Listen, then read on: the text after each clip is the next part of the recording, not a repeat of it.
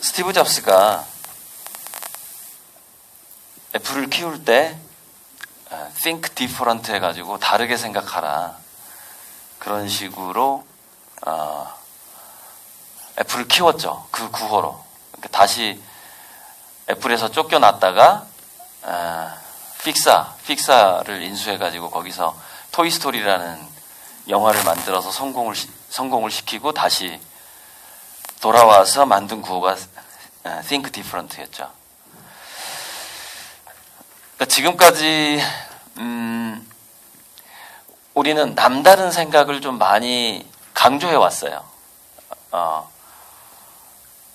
그래서 그 남다른 생각을 과거에서부터 좀 했던 사람들은 생각할 여유가 있었던 사람들이죠. 생각할 여유가 없으면은 남다른 생각을 하기가 좀 어려워지거든요. 잠시만, 이거를 굉장히 어려운 PPT를 제가 보냈네요. 그러니까 PPT가 한 7종류가 되는데 좀 쉬운 게 있고 좀 어려운 게 있고, 그래서 그때 제가 보내는데 제가 웅진 어머님들의 수준을 굉장히 이게 높게 보기 때문에 어려운 걸 보냈네요.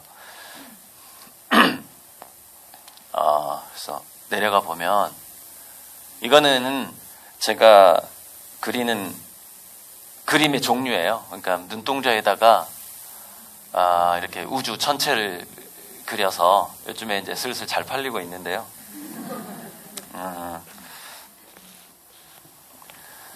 아무튼 제가 스티브 잡스의 다르게 생각하라는 것을 먼저 얘기를 꺼내고, 웅진이 여기가 싱크빅이라는 회사 이름을 가지고 있잖아요. 그래서 그걸 반대로 하면은 이제 빅 띵크가 되는 거거든요. 큰 생각이거든요.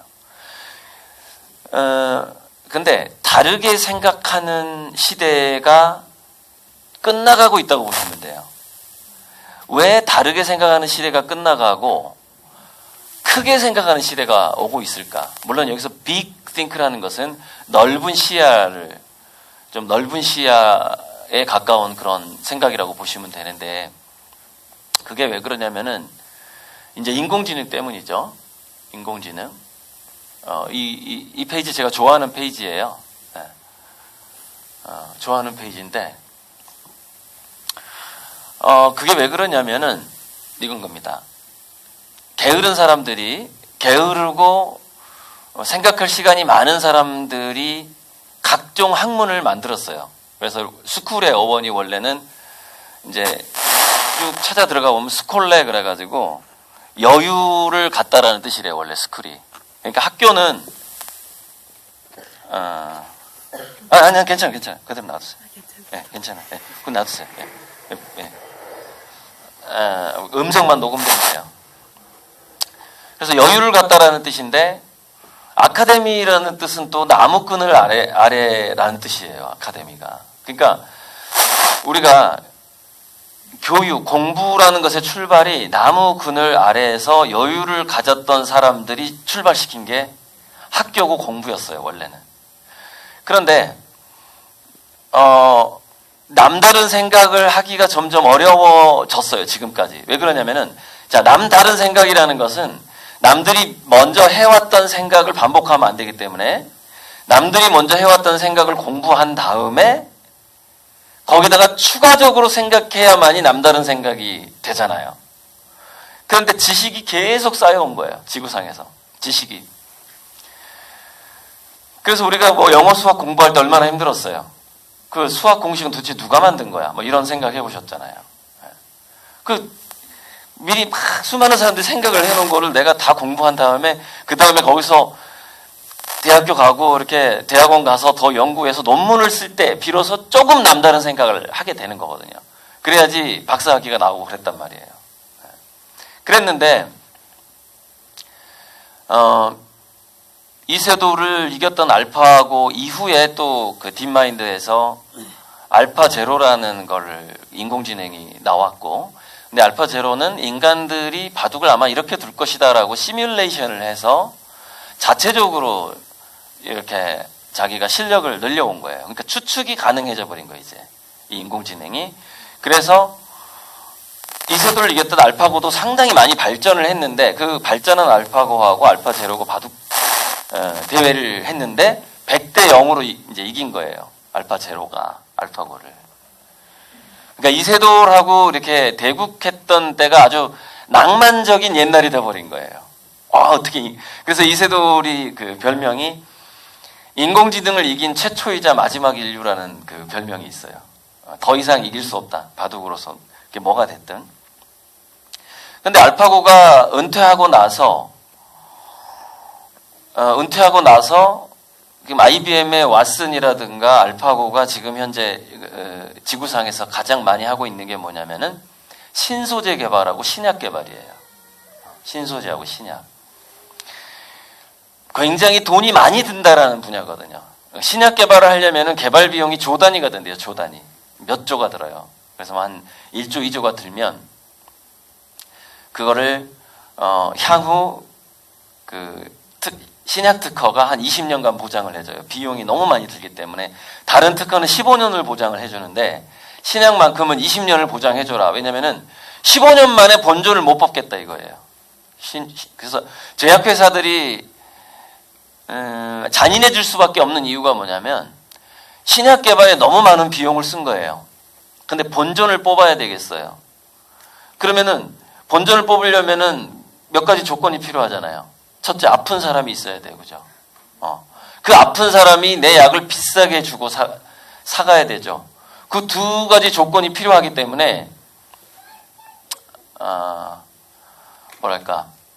더 좋은 신약이 나와도, 그러니까 수많은 사람을 살릴 수 있는 신약이 나와도 그것을 시중에 안 푼다는 얘기가 있어요.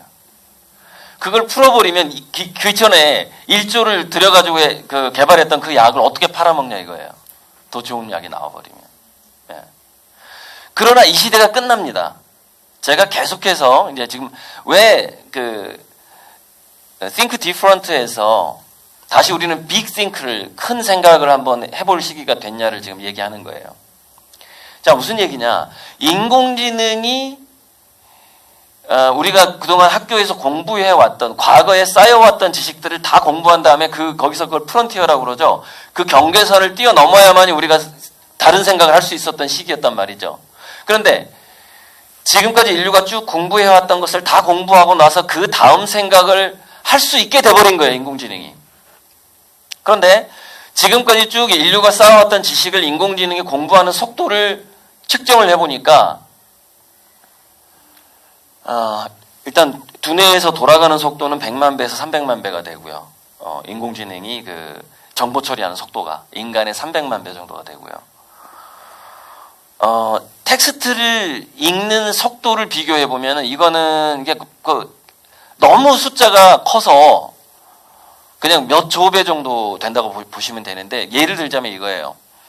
인공지능이 지구상에 나와 있는 의학 논문을 나올 때마다 다 지금 공부하고 있어요. IBM의 왓슨이라는 거. 이게 곧 여러 가지 다른 질병에도 지금은 왓슨이 암 치료, 암 진단에만 쓰이고 있지만 다른 질병에도 이제 투입이 되기 시작할 거예요. 당뇨, 심근경색, 여러 가지 혈관 질환까지 쭉 가게 된단 말이죠.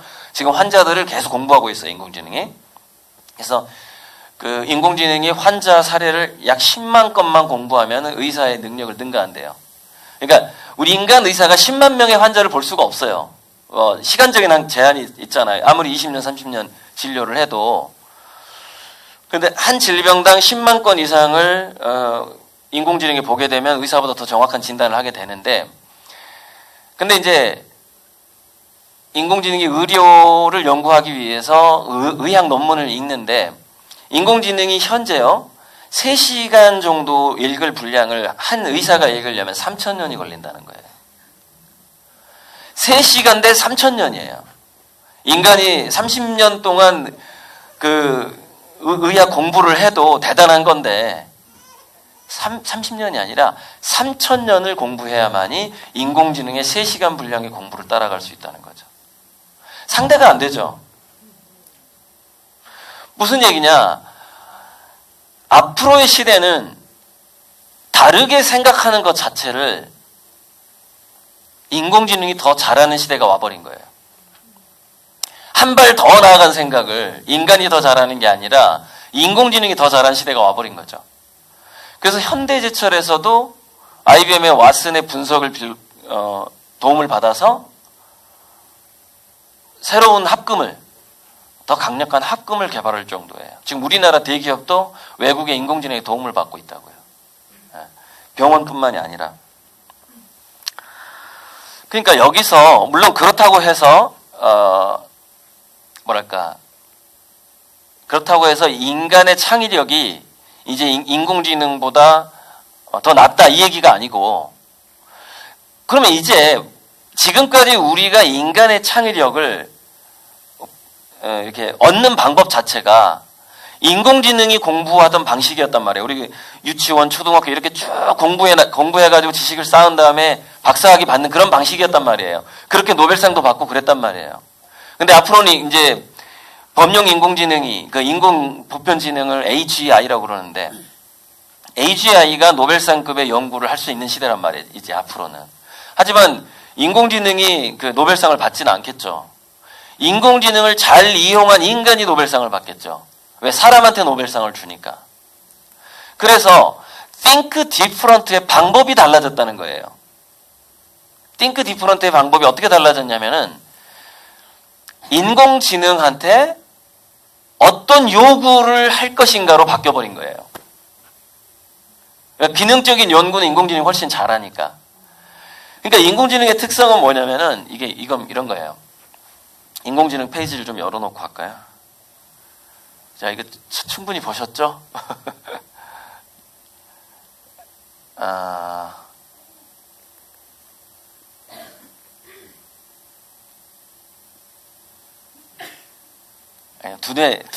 두뇌 도표 열어놓고 할게요.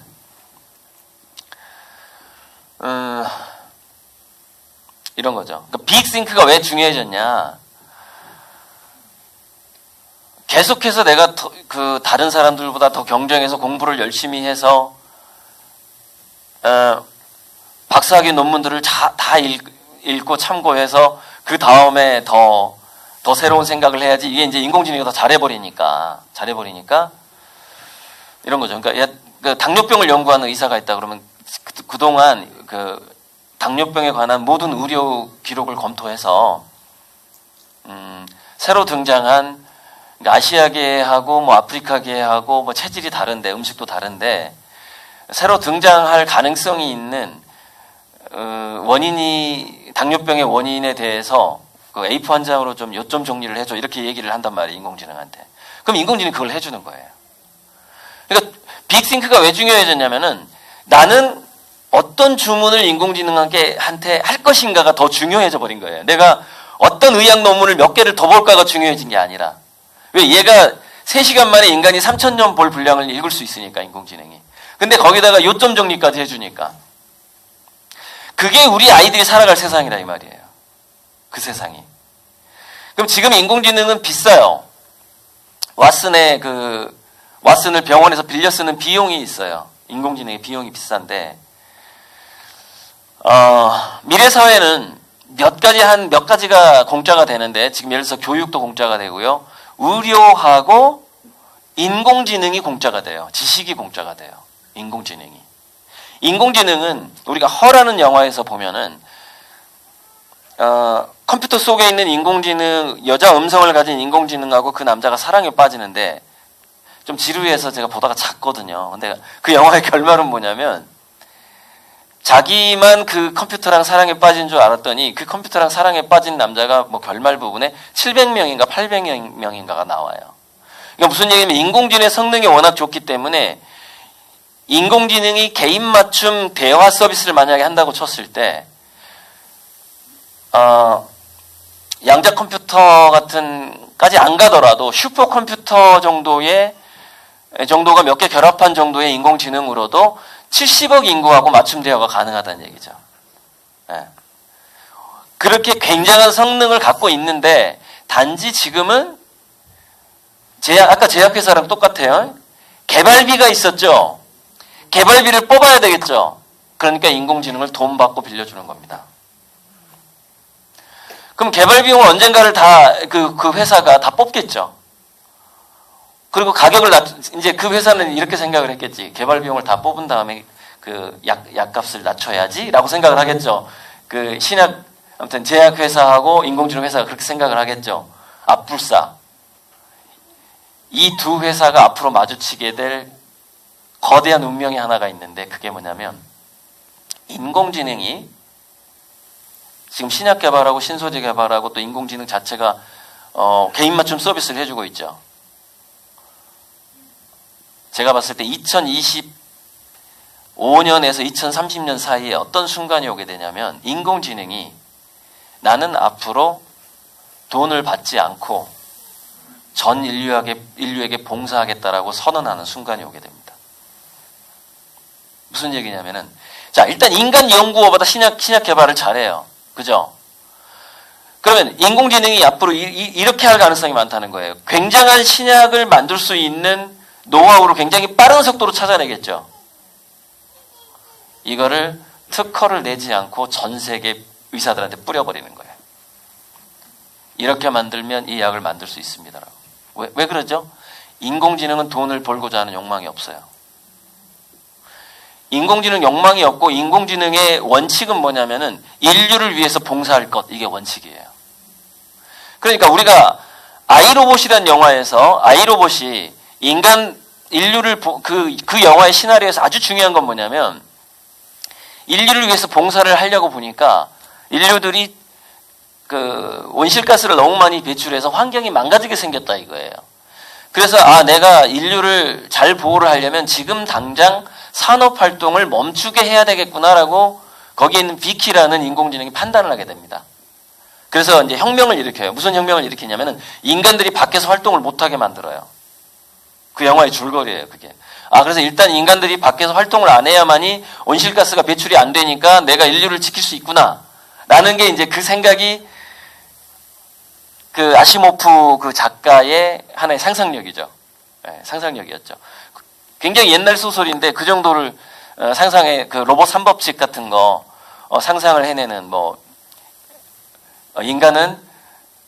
로봇은 첫째 인간의 생명을 보호해야 되고 인간의 생명을 보호하는 조건에 있어서 자기 자신을 보호할 수 있고 그런 법칙들이 있어요. 로봇은 꼭 이렇게 해야 된다. 그런 법칙들이 인터넷 로봇 3법칙 치면 바로 뜹니다.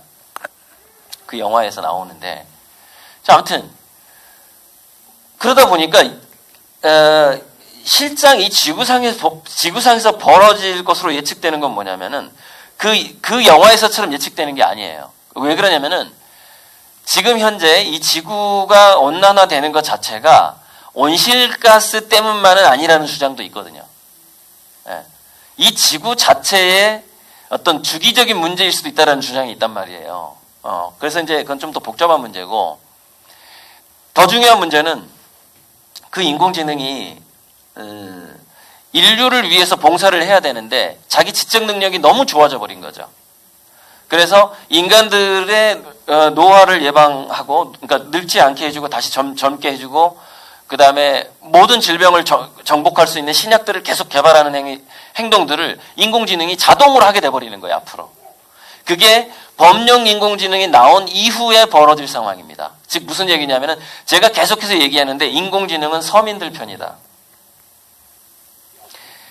범용 인공지능이 나오기 전까지만 대기업 편이에요.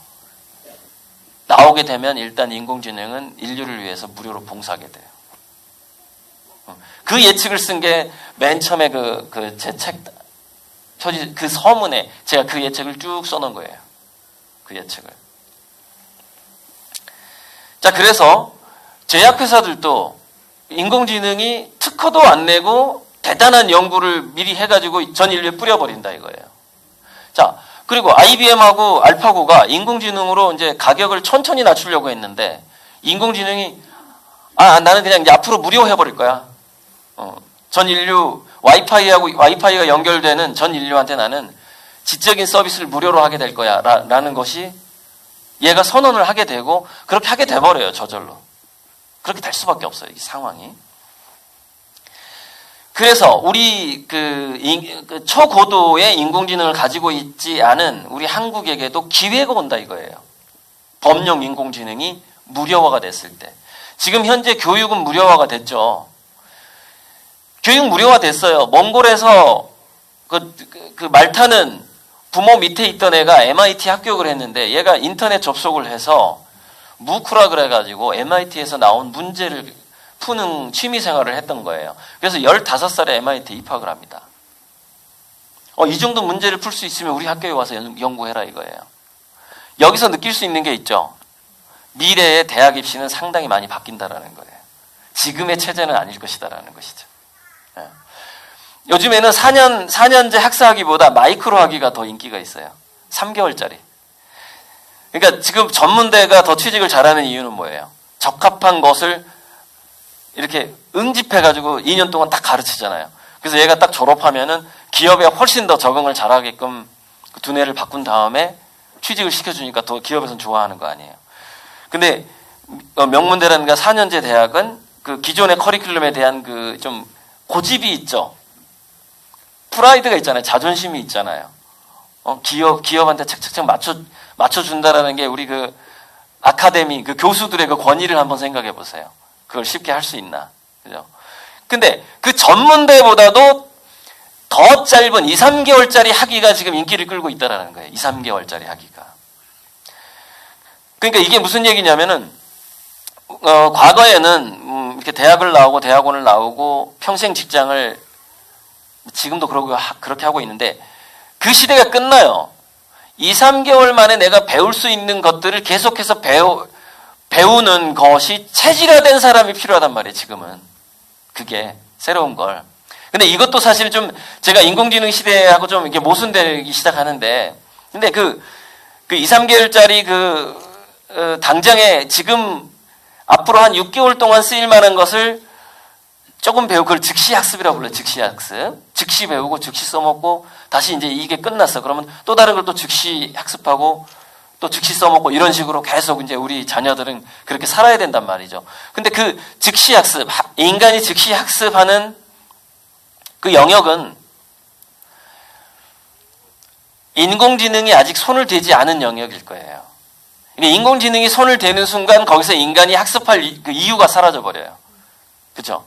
근데 인공지능이 전 지구를 한순간에 장악하는 게 아니고 모든 산업하고 모든 교육에 한꺼번에 들어오는 게 아니라 순차적으로 들어와요. 어디서부터 들어올까요? 돈이 많이 되는 데서부터 들어옵니다. 그래서 인공지능은 병원에 먼저 간 거예요. 왜? 병원에 팔아먹어야 구매력이 있거든요. 그러니까 인공지능을 내가 5억에 팔아먹고 싶은데 지갑에 5억이 있는 사람이 어딨냐고요. 지갑에. 그러니까 대기업하고 병원에 팔아먹는 거 아니에요. 첫 번째. 그렇게 개발을 하는 거고. 왜? 본전을 뽑아야 되니까. 지금 그러고 있어요. 그래서 정말 이건 불행하다고 해야 되나? 아이러니하게도 공부를 많이 해야만이 얻을 수 있는 직업에 그 직업에 인공지능이 먼저 들어와요. 그러겠죠. 네. 연봉이 많은 직업이 먼저 위험해진다 이거예요. 이게 그 메카피 교수가 한 얘기예요. MIT 교수가. 고학력자들이 먼저 위험해진다. 네. 그게 인공지능 시대다. 네. 자, 이제 빅띵크로 가야 되는데, 자, 그러다 보니까 인공지능이 이제 점점 무료화되다가 2030년 경이면은 이제 제가 3살짜리 애가 있는데, 그죠? 걔가 20살도 안 되겠네. 그럼 지금 중3짜리 애가 있는데, 걔가 한 20대 전 중후반이 되겠네요. 2030년이 되면은. 예. 그러니까 우리가 지금 어린애들하고 중학생들까지라고 해볼까요? 그러니까 얘네들한테 굉장히 더 중요한 능력은 뭐냐면은 상상력이 더 중요해지는 거예요. 상상력. 예를 들자면 근데 그 상상력이 엉뚱할수록 좋아요. 엉뚱할수록. 왜 그럴까요? 인공지능하고 협업을 해야 되기 때문에 그래요. 자, 무슨 얘기냐면 인공지능은 인간이 3000년 동안 공부할 거를 3시간 또는 3분 만에 공부를 할 수 있기 때문에 지구상에서 텍스트화된 것, 그 다음에 지구상에서 기계화된 것, 그 다음에 센서가 붙어서 물질 분석이 가능한 것, 기계, 물질 이런 순서대로 그 데이터들이 만들어지는데 그걸 빅데이터라고 불러요. 인공지능은 빅데이터를 늘 빅데이터하고 연결되게 돼요. 앞으로는 연결되어 있어요. 그래서 무슨 얘기냐면 그러니까 만물 박사야. 예를 들자면 인공지능이 만물 박사가 되는데 인공지능의 특성은 뭐냐면은 적절한 질문을 한 사람에게만 대답을 해준다는 특성을 갖고 있습니다. 미리 알려주지는 않아. 왜? 알려줄 수가 없어. 아는 게 너무 많으니까. 그러잖아요.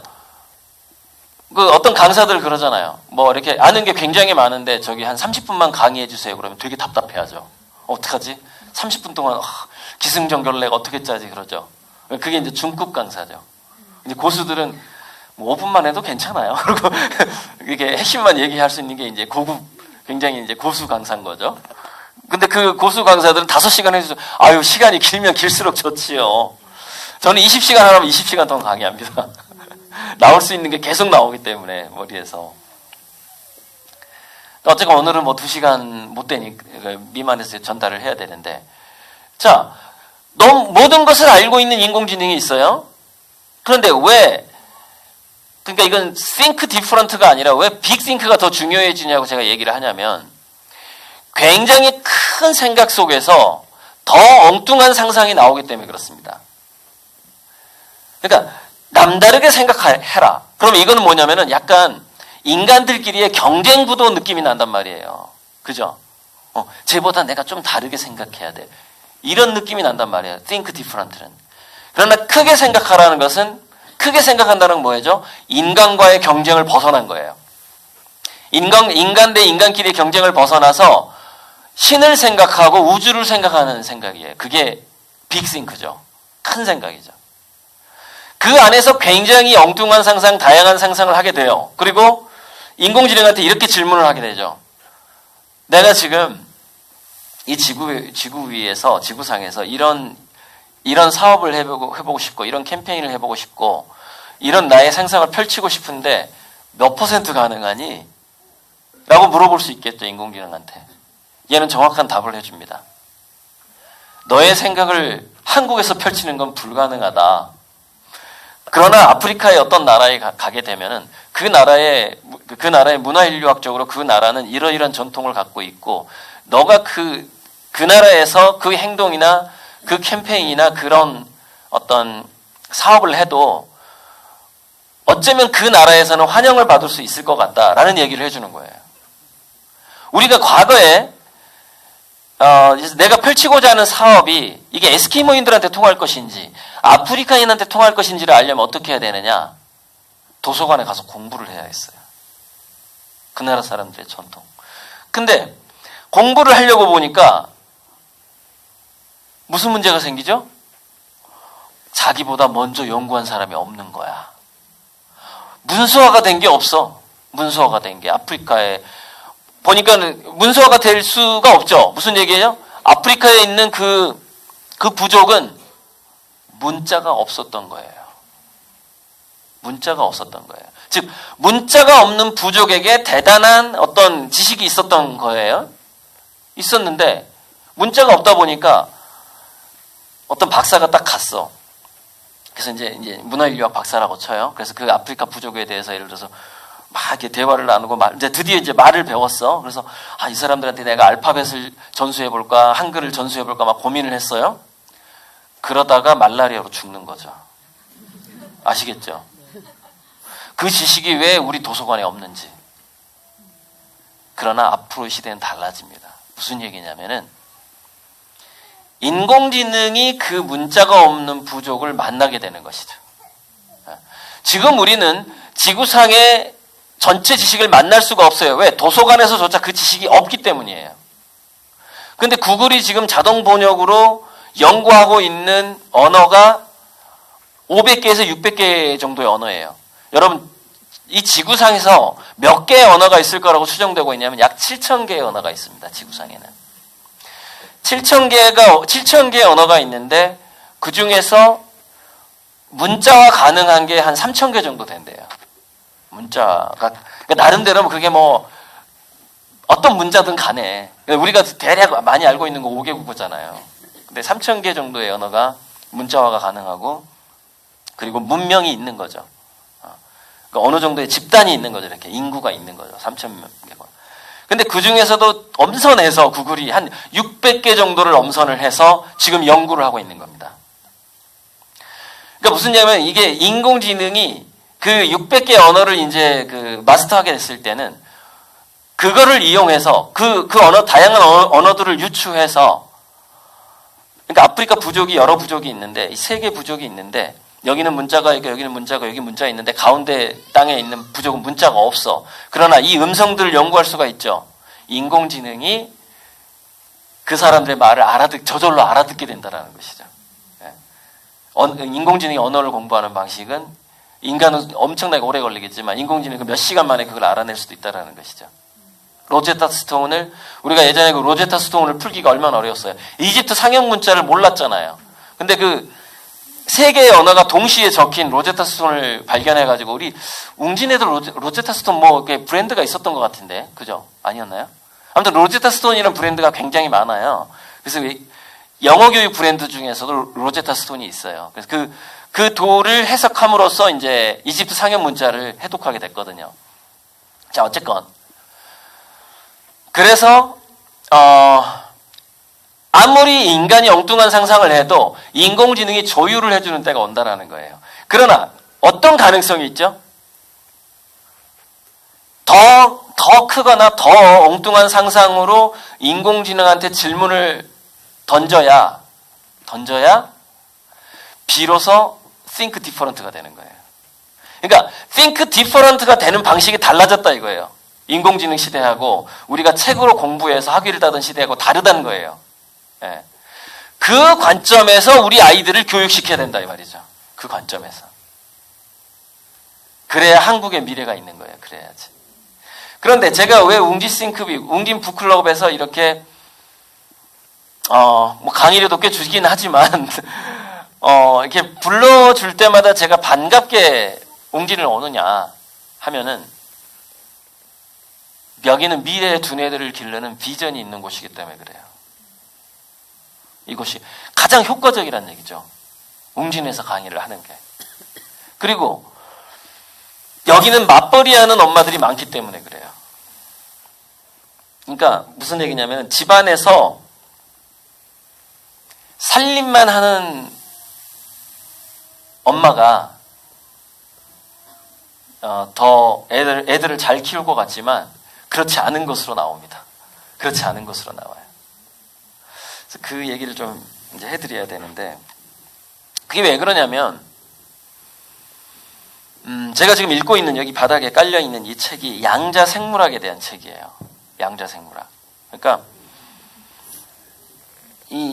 양자 역학 이후에 양자 생물학, 양자 인지, 뭐 양자 의학, 여러 가지가 나와요. 그러니까 퀀텀 수준, 원자보다 더 작은 수준, 전자보다 작은 수준의 원리까지 공부해가지고 어떤 해법을 찾아내는 그런 학문을 대부분 이제 앞에 양자가 붙어요. 이게 이제 어쩌면 마지막, 인류가 도달할 수 있는 마지막 학문이고요. 이건 현미경으로, 전자현미경으로도 볼 수 없는 세계거든요. 그거보다 더 작은 세계이기 때문에. 그리고 인류가 개발할 수 있는 마지막 발명품이 범용 인공지능이라고 하는 겁니다. 그게 이제 양자 컴퓨터가, 양자가 붙는 게 항상 마지막 발명품이에요. 마지막 학문의 프론티어예요. 양자 컴퓨터가 나오면은 이제 끝나는 거예요. 양자 컴퓨터가 인간이 필요한 모든 것을 발명해 줄 수 있으니까. 그러니까 여기에 대한 영화가 트랜센던스라는 영화를 보면은 양자 컴퓨터가 이렇게 무서운 것이구나. 그것을 한번 실감할 수가 있습니다. 그 영화를 보게 되면은. 아이로봇을 보게 되면은, 인공지능이 뭔가 어떤 혁명을 이 지구상에서 일으키겠구나라는 걸 그 영화에서 볼 수가 있어요. 물론 영화는 재미를 위해서 되게 안 좋은 방향으로 이렇게 뭔가를 만듭니다. 이렇게 대결 구도를 만들고 그래요. 근데 현실에서는 해피엔딩으로 갈 거라고 보시면 돼요. 현실은 해피엔딩이다. 자, 그래서, 그 양자 생물학을 제가 왜 꺼냈냐면은, 이 책의 그 앞쪽에 어떻게 철새들은 지구의 자기장을 인식해서 이렇게 오가는 걸까? 북쪽에서 남쪽으로 이렇게 왔다 갔다 하는 걸까라는 것을 얘기하는데 되게 재밌는 게 나옵니다.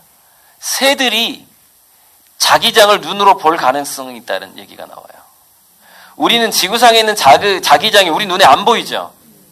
근데 좀 더 미세하게 들어가 보니까 광수용체하고 자기장을 인식하는 것이 이렇게 연결되어 있더라는 거예요. 그래서 이제 알 수는 없지만, 우리가 새가 돼보지 않았기 때문에 알 수는 없지만 아마 새가 자기장을 눈으로 볼 가능성이 있다는 것이죠. 기러기들이 어떻게 자기 고향을 그렇게 잘 찾아가냐는 거예요. 지구 위에 도로가 그려져 있는 거예요. 공중에. 그 도로 따라가는 거 이렇게 보이니까, 가이드라인이 보이니까. 예. 이런 것들이 이제 이렇게 새롭게 밝혀지는 거예요. 더 미세하게 들어가니까. 자, 여기서 이제 이걸로 끝나면은 재미가 없고. 자, 그런데 문제는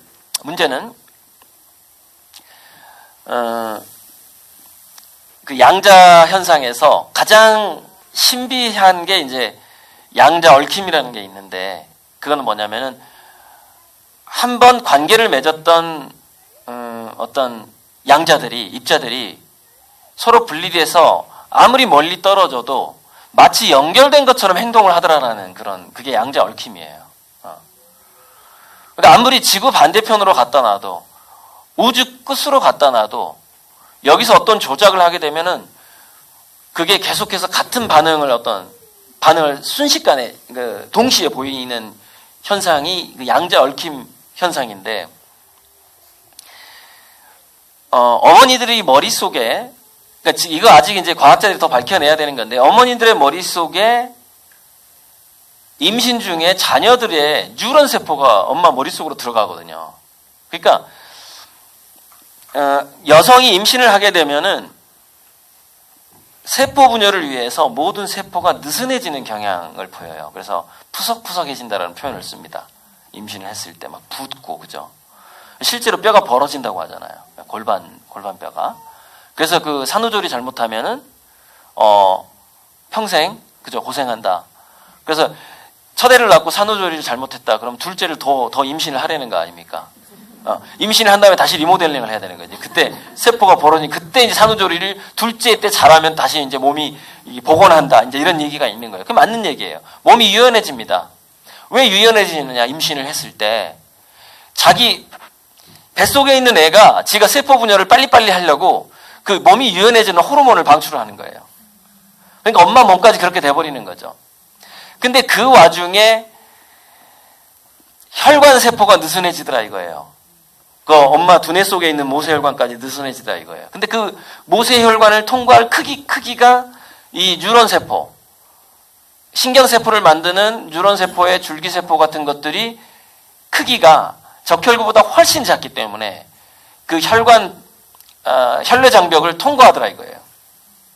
그래서 자식을 가졌던 모든 어머니들의 두뇌 속에는 자기 자식의 뉴런세포하고 DNA하고 RNA하고 별의별 물질이 자기 두뇌 속에 들어와 있습니다. 아이들의 DNA하고 뉴런이. 무슨 얘기냐면 인탱글먼트가 있을 가능성이 높다라는 거예요. 양자가 인탱글먼트, 양자가 아무리 멀리 떨어져 있어도 같이 반응을 하듯이 엄마와 자식은 아무리 멀리 떨어져 있어도 같이 반응할 가능성이 있다는 겁니다. 아직 측정되지는 않았지만. 왜? 동일한 DNA를 머릿속에 가지고 있고 두뇌 속에 가지고 있고 자식의 뉴런이 엄마 머릿속에서 산소와 포도당을 공급받으면서 생존하고 있기 때문이에요. 그래서 제가 이런 표현을 합니다. 모든 엄마들은 자기 머릿속에 스파이를 가지고 있는데 그 스파이가 뭐냐? 자기 자식들이 심어놓은 스파이야. 자기 자식들이 심어놓은 스파이. 그래서 무슨 얘기냐? 아빠는 밖에 나가서 나쁜 짓을 해도 물론 좀 영향은 받겠지만 자식들이 그 영향이 크지 않을 수가 있어요. 그러나 엄마는 엄마에게 나쁜 짓은 뭘까요? 엄마가 자식에게 할 수 있는 가장 나쁜 짓이 뭘까요? 자기 머리를 창의적으로 유지하지 않는 것입니다. 자기 두뇌를. 그래서 집에서 살림만 하는 여자의 자식들이 성공할 가능성이 더 낮은 거예요. 실제로 통계조사에 보면 그렇게 나와요. 왜 밖에 나가서 자극을 받아야 되고 일을 해야 되고 그래야 두뇌가 더 창의적으로 돌아갈 거 아닙니까? Think different를 계속해야 되니까 엄마가. 그것에 자식들이 그대로 영향을 받아버리는 거예요. 근데 이게 실시간으로 영향을 받는다라는 게 굉장히 중요한 점입니다. 자, 지금 혹시 방학이니까 지금 한번 문자 보내봐도 괜찮아요. 지금 제 강의를 열심히 듣고 있고 새로운 얘기를 들으면서 지금 두뇌가 막 창의적으로 바뀌고 있죠. 지금 딸이든 아들한테 문자를 보내보세요. 지금 뭐하니? 라고. 굉장히 뭔가 생산적이고 창의적인 일을 하고 있을 거예요. 게임을 하고 있더라도 게임이 굉장히 잘 될 거예요. 엄마, 내가 게임을, 아니, 그 정도 터놓고 지내는 사이라면, 엄마, 내가 지금 사실은 게임을 하고 있는데, 오늘 점수가 이상하게 잘 올라간다? 왜 엄마 두뇌가 지금 창의적으로 바뀌어 있거든. 그것에 영향을 받아버리는 거예요, 자식들이. 이 점이 굉장히 가장 중요하다는 거예요. 그러니까 엄마가 자식들한테 할 수 있는 최대의 저주는 뭐냐? 그냥 드라마만 생각하는 거예요. 남들이 보면 너무나 뻔한 스토리. 결말이 나는 다 알겠는데. 그러니까 무슨 얘기냐? 드라마의 수준, 초등학교 5학년 수준이라는 거 아닙니까? TV에서 PD들이 야, 난이도를 있잖아. 중학교 5학년보다 높게 하면 시청률이 떨어져. 통계적으로 나와요. 그래서 뭐더라? TV에서 나오는 대부분의 프로그램은 초등학교 5학년 수준에 맞추고요. 그 다음에 대중 강사들이 있죠. 뭐 김창옥이라든가 이런 대중 강사들이 인기 강사가 되려면 중학교 2학년 수준에 맞춰야 된대요. 저는 지금 박사 수준으로 지금 강의를 하고 있거든요. 그러니까 인기가 있을 리가 없지. 저 모르잖아요. 저 지금 방송국에서 안 불러주잖아요. 그죠? 이게 수준이 너무 높아요. 양자생물학을 연구하는 학자들이 전 세계에서 학회를 열었대요. 미국 대학에서. 국제 양자생물학 학회를 열었는데 몇 명이 온 줄 알아요? 12명. 그게 무슨 얘기냐? 무슨 심리학 학회라든가 뇌과학 학회를 하면 전 세계에서 한 2,000명이 모여요. 근데 너무나 신세학문이고 이제 막 연구를 하고 있기 때문에 국제학회인데 12명이 왔어. 국제학회인데. 없어요. 우리나라에 단 한 명도 없어요. 양자생물학을 연구하는 사람이. 사진 보니까 한국인이 아무도, 동양인이 아예 없어. 동양인이. 그런 걸 지금 제가 지금 말씀드리고 있는 거예요. 지금. 그러니까 얼마나 수준이 높아. 그러니까 인기는 없지만 영양가는 있다. 영양가는 있다라는 거죠. 인기는 없을지라도. 전 중위 수준에 맞춰서 강의하지 않는다라는 거예요. 자, 그렇기 때문에 그러면은 어떤 창의성도 분명히 자식하고 연결되어 있기 때문에 내가 지금 내 두뇌를 어떻게 유지하고 어떻게 관리하느냐에 그거를 그대로 애들은 따라가기 때문에 여기서 재밌는 게 뭐냐면은 비록 엄마 아빠가 학창 시절에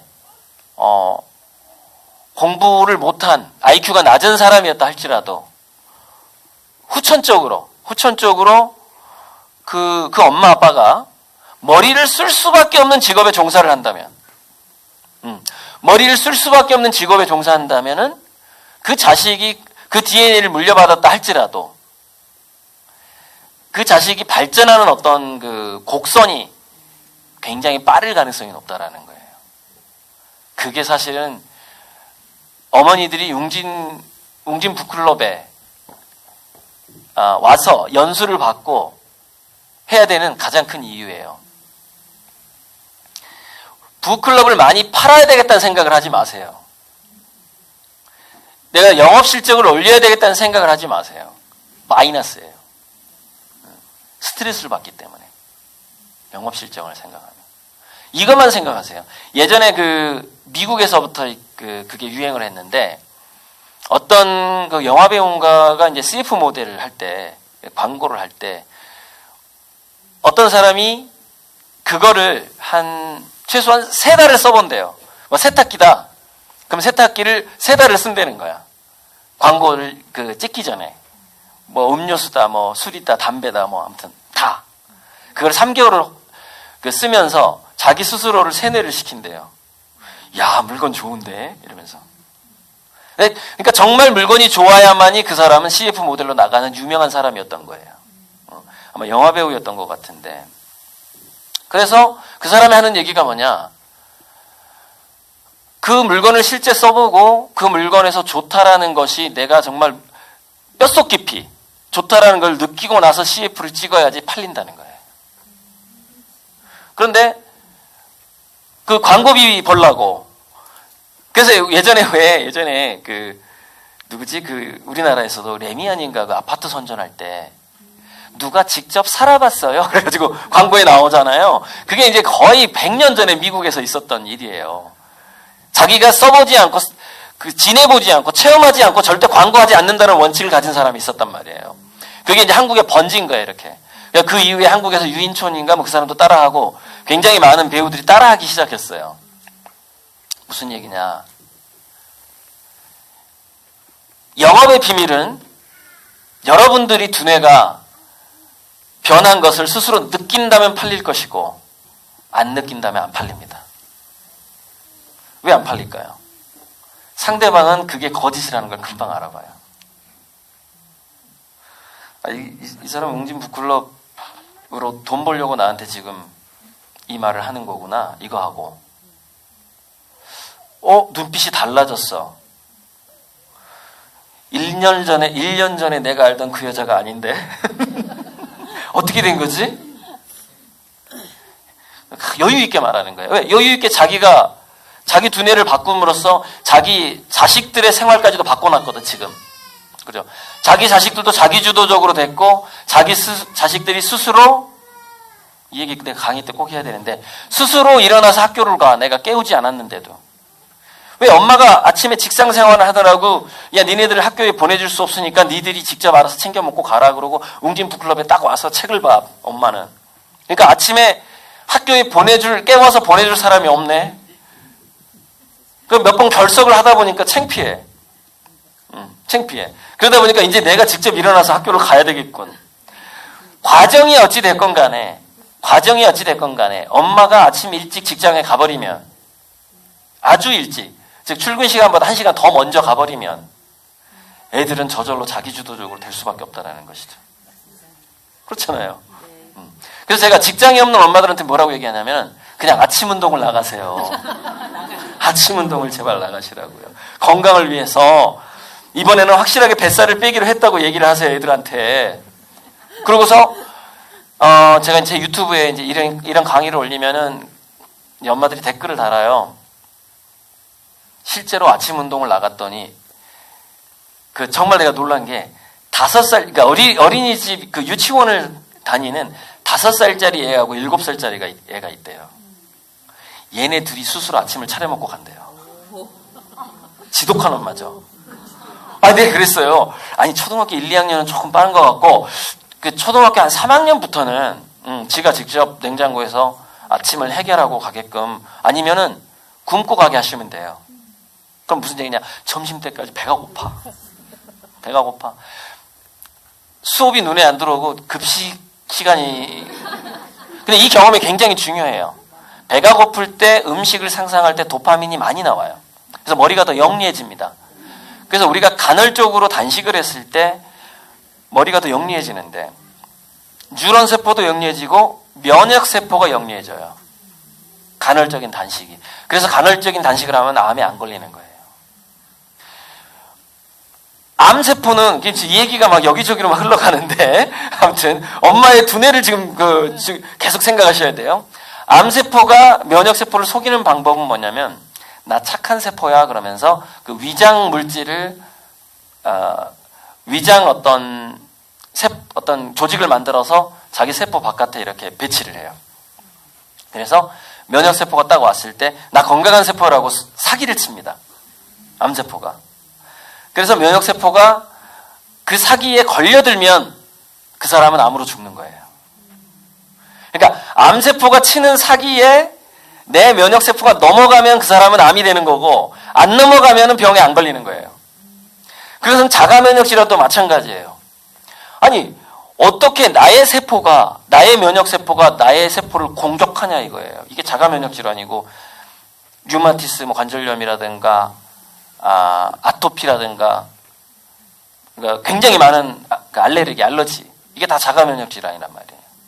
그게 뭐예요? 자기 세포를 자기 면역 세포가 못 알아봐. 왜 이렇게 멍청해졌죠? 우리 면역 세포가 왜 이렇게 멍청해졌냐는 거예요. 물론 자가 면역 질환은 멍청해졌다기보다는 좀 과도해졌다. 면역력이 너무 세졌다라고 표현을 하는데 멍청해진 거죠. 자기 세포를 공격하면 안 되지. 자기가 내가 해치울 병균들이 없네? 그럼 저기 내무반에 들어가서 자야지. 왜 총 들고 나와가지고 난리를 치냐고. 적들이 없으면 좀 쉬어줘야지. 이것도 IQ의 문제인 거예요. 면역 세포의 IQ의 문제라는 거예요. 굉장히 많은 병들이. 그래서 단식을 우리 애가 아침을 안 먹고 학교를 가는 것 체험을 일부러라도 그 체험을 만들 필요가 있어요. 10살 전후에 공복을 체험한 사람이 평생 더 건강하고요. 평생 더 면역력이 강하고요. 문제는 뭐냐? 그게 3, 4대까지 유전이 된대요. 유전이 돼요. 네. 굶어봤던 애가 더 건강한 거예요. 키가 안 큰다고 생각하지 마세요. 한 달 내내 굶기란 얘기가 아니잖아요. 한 달 내내. 그리고 아침을 안 먹었으면 학교에 가서 그 급식으로 채우잖아요. 그죠? 근데 그런 어떤 가덜적인 단식으로 인한 공복기가 그 두뇌와 면역계에 미치는 좋은 영향들이 굉장히 너무나 많다는 거예요. 너무나 많다는 거죠. 네. 근데 그걸 꾸준히 한 끼도 빼놓지 않고 자식을 먹이려고 나는 그래서 밖에 일하러 못 나가. 우리 애가 굶은 꼴은 절대 못 보거든 이러면서. 그래서 자식의 두뇌를 망쳐, 면역력을 망쳐, 자기 두뇌를 망쳐. 왜? 살림살이라는 게 단순 반복이 많단 말이에요. 여러분 빨래하면서 얼마나 창의성을 발휘하세요. 빨래하면서. 빨래할 때 그 개는 방식을 계속 바꾸시나요? 매일매일? 와이셔츠. 때로는 이렇게 내 옷장에다가 그 남편 옷을 넣고 남편 옷장에다 내 옷을 넣고 막 매일매일 이렇게 하시나요? 단순 반복하면 두뇌는 전부 계속 멍청해진다는 거예요. 단순 반복. 단순 반복이 자기 일상에서 다수를 차지하면 안 된다는 거예요. 게다가 지금 로봇 청소기도 나왔고 세탁기도 일종의 로봇이에요. 여자들의 시대가 왔잖아요. 여자들의 시대가. 그죠? 잠시 후에는 이제 요리를 대신해주는 로봇이 나올 거고 2030년에 아마 상용화 될 거예요. 요리를 대신해주는, 찌개를 대신 끓여주는 로봇이. 미래지향적으로 살자고요. 엄마가 미래지향적으로 살아야지 자식들이 미래에 적응할 수 있다 이거예요. 자식들이. 그리고 또 한 가지 여기서 이것만 얘기하고 넘어가야 될 것 같은데. 아이고, 쏘리. 어떡하지? 이게 레이저가 나오네. 또 한 가지 뭐냐면 자식들은 엄마의 정서를 담는다는 얘기가 있어요. 아까 그러니까 뉴런 세포만 머릿속에 들어와 있는 게 아니라 임신했을 때 서로의 다양한 유전체하고 물질들을 교환을 합니다. 그러니까 아기께 나한테 오기도 하고 내께 아기한테 가기도 해요. 그래서 그 인간의 정서라는 것은 감정 물질이라는 것이 만들어내요. 그래서 여러분 임신 전후 성격 바뀌신 분 있죠? 체질하고 성격. 네. 물질이 바뀌어서 그래요. 그러니까 남편에게 오염된 물질이 처음에 내 난자 속으로 들어오더니 얘가 이제 그 남편한테 그 오염된 DNA를 얘가 이제 막 계속 복제해가지고 이제 성체가 됐네. 그래서 그 남편 DNA에 있던 어떤 그 특수한 것들이 얘가 많이 만들어내 버린 거야, 우리 자식이. 자기 몸속에서 막 생성을 해버렸는데 나랑 탯줄로 연결이 돼버렸네. 그러니까 이상하게 내가 이런 현상이 발생을 해요. 내가 우리 애를 낳더니 내가 시댁의 삼촌하고 고모 성격을 닮아가, 이상하게. 왜 이러는 거지? 입맛이 우리 삼촌 입맛을 닮아가, 시댁의 삼촌. 왜 그렇죠? 체내 물질이 바뀌었기 때문에 그래요. 그래서 우리의 입맛을 조정하고 하는 것들이 상당수가 장내 미생물, 영향을 많이 받고요. 또 뭐에 영향을 받냐면 자기 두뇌 속에 들어간 바이러스의 영향을 받습니다. 그러니까 무슨 냐면 시댁 환경에서 내가 생활을 하게 되면은 시댁 환경에 있는 바이러스가 내 몸에 들어오게 돼요. 그리고 그 바이러스가 내 두뇌에까지 들어가게 됩니다. 그래서 내가 친정에서 생활하던 내가 아닌 거야, 더 이상. 왜? 오염됐잖아요. 오염 또는 감염됐잖아요. 그죠? 그러니까 예전에 내가 아닌 거예요. 시집을 가버리면. 그리고 특히 임신을 하고 나면 완전히 몸이 바뀌는 겁니다. 완전히. 새로운 인종이 되는 거예요. 물질이 상당히 많이 바뀌어요. 자, 그래서 정서를 담기 때문에, 자, 중요한 거는,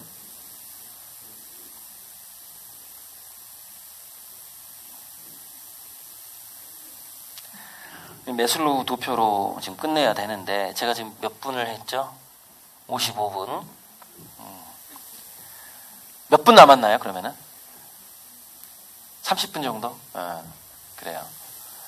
여기까지 얘기하고, 이제 요거만 다 끊었다가 바로 연결할 건데요.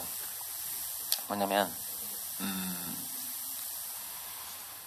두뇌의 창의성. 그러니까 엄마가 지금 새로운 사람들을 만나면서, 그러니까 우리가 두뇌를 창의적으로 유지한다는 것은 새로운 공간에 가장 영향을 많이 받는데요. 그래서 이렇게 천정이 높은 데 있으면은요, 좀 더 이렇게 업된대요, 사람이. 업되고, 더 창의적인 생각이 더 나고, 또 공간이 넓기 때문에 여기가 산소가 줄어드는 속도가 느려지죠? 우리가 버스 타면 왜 졸리냐면, 버스에 앉아있는 그 사람들이 산소를 다 소모해버리는 거예요. 특히 겨울에. 그러니까 이산화탄소가 많아지니까 차 안에 그냥 졸리는 거예요. 근데 여기는 좀 덜 졸리죠. 공간이 넓잖아요. 산소가 더 많으니까. 예. 그런 식으로 특히 겨울철에 공간의 넓이는 굉장히 중요하죠. 난방도 중요하지만 난방을 위해서는 천정이 낮아야 되지만 어쨌건 자 공간에 영향을 많이 받고 그 다음에 가장 영향을 받는 게 사람이에요. 새로운 사람을 만나느냐 하는 문제예요. 그러니까 그 두뇌가 영향을 받는 게. 그 다음에 영향을 받는 게 생활 패턴이라고 그러더라고. 생활 패턴. 내가 하루 계획, 일주일, 한 달 단위를 어떤 식으로 계획해서 내가 사는가. 이걸 어떻게 바꿔볼 것인가. 즉 내가 아침형 인간이었다면은 때로는 밤새서 뭔가 일을 하고 오전에 그냥 잠을 한번 잡아야 되겠다. 뭔가 자기가 어떤 휴가 같은 때 우리가 휴가를 가게 되면 그럴 수 있잖아요. 그죠? 그렇게 기분 전환을 할 수 있는 거예요. 자기가 시간 계획을 바꿈으로써. 그래서 그게 공간, 사람, 시간을 바꾸게 되면은 두뇌가 리프레시가 된다는 거예요. 이게 좀 더 창의적으로 바뀌는데 여러분들이 계속해서 새로운 사람을 만나게 되잖아요. 그 약속 시간이 자꾸 바뀌게 되고 그것 자체가 지속적인 자극인 거예요. 그 자체가. 자, 그런데 그 창의성만 자식하고 연결되어 있다면은 참 좋을 텐데 정서가 연결이 되어 있다는 거예요. 정서가 연결되어 있다는 것은 한 단계 더 복잡한 상황이 됩니다. 그 상황 다시 이제 바로 들어갈게요.